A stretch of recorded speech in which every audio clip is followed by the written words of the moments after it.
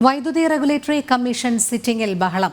സൗരോർജ്ജ വൈദ്യുതി വില കുറയ്ക്കുന്നതുമായി ബന്ധപ്പെട്ട ചർച്ചയിലായിരുന്നു പ്രതിഷേധങ്ങൾക്കൊടുവിൽ ചർച്ച നിർത്തിവെച്ച് മറ്റൊരു ദിവസം നടത്തുമെന്ന് റെഗുലേറ്ററി കമ്മീഷൻ പറഞ്ഞു.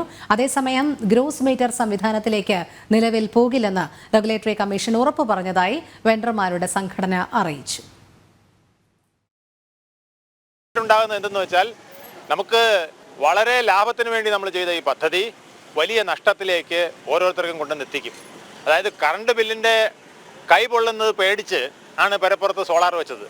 ഇപ്പം അതൊരു ഇരുട്ടടി മാത്രമല്ല, പകലും കൂടെ കിട്ടുന്ന ഒരു അടിയായി മാറുന്ന വിധത്തിലാണ് പോകുന്നത്.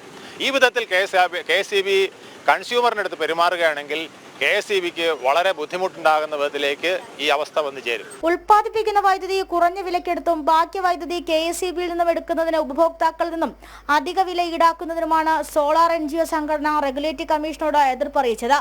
ചർച്ചയിൽ തീരുമാനമായില്ല. പ്രതിഷേധങ്ങൾക്കൊടുവിൽ ചർച്ച നിർത്തിവെച്ചു. പത്രസമ്മേളനം നടത്തുമ്പോൾ നിങ്ങൾ അതിന് മറുപടിയായിട്ട് KSEB എന്തെങ്കിലും കൊടുത്തോ? അങ്ങനെ പറയേണ്ട കാര്യമില്ലല്ലോ. ഗ്രോസ് മീറ്റർ രീതിയിലേക്ക് മാറാനുള്ള തീരുമാനമില്ല എന്ന് റെഗുലേറ്ററി കമ്മീഷൻ ചർച്ചയിൽ അറിയിച്ചു.